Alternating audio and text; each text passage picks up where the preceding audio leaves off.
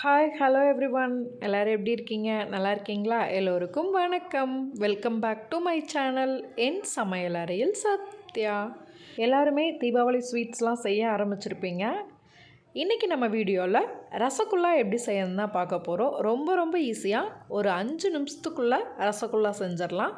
கண்டிப்பாக எல்லாருமே இந்த தீபாவளிக்கு ரசகுல்லாவை செஞ்சு எல்லாத்துக்கூடையும் பகிர்ந்து சாப்பிடுங்க. வாங்க வீடியோக்குள்ளே போகலாம். இப்போ நான் ரசகுல்லா செய்கிறதுக்கு 1/2 லிட்டர் பால் எடுத்திருக்கேன்.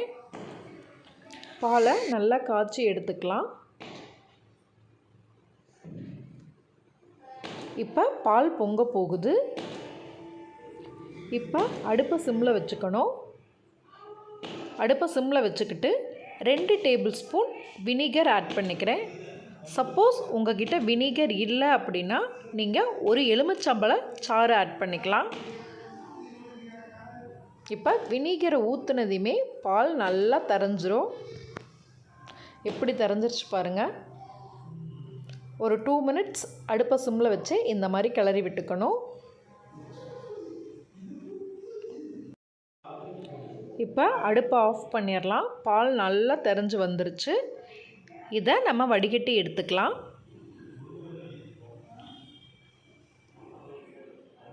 ஒரு வடிகட்டி யூஸ் பண்ணி நம்ம வடிகட்டிக்கலாம்.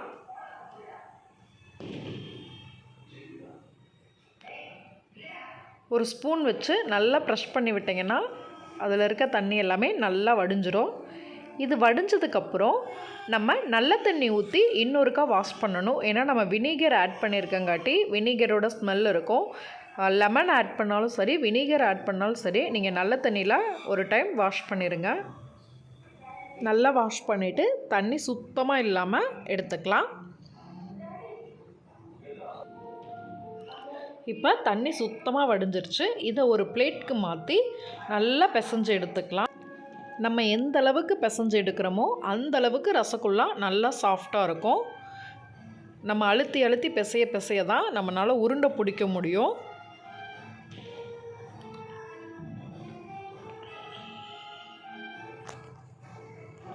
இப்போ நல்லா பிசைஞ்சாச்சு. அதில் உருண்டை பிடிச்சிக்கலாம். இந்த அளவுக்கு நல்லா அழுத்தி சாஃப்டாக உருண்டை பிடிக்கணும்.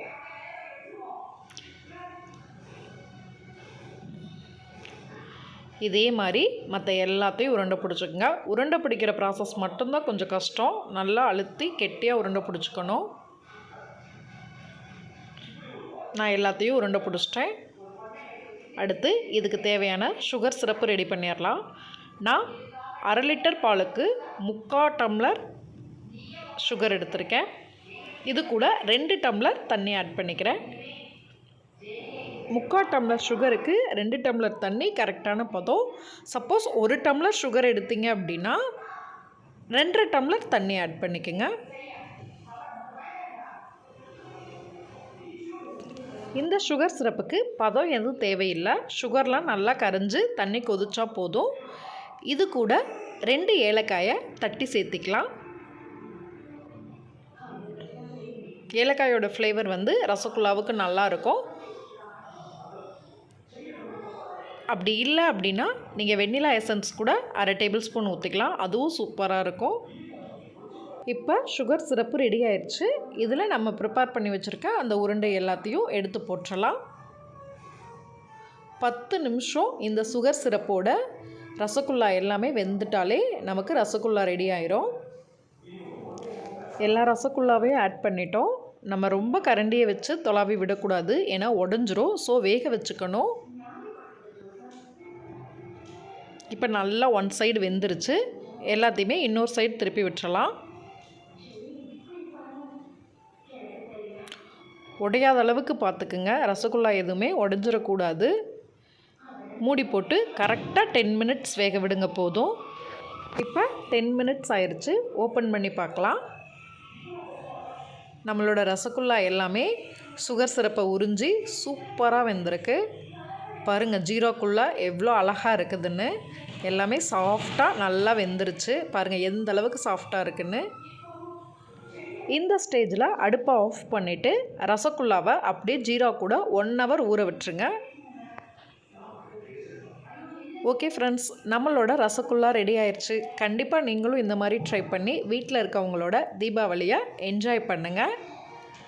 இந்த ஜீரா இஞ்சாமல் இருக்கிறதுக்காக 1/2 டேபிள் ஸ்பூன் லெமன் புழிஞ்சு விட்டுக்கிறேன்.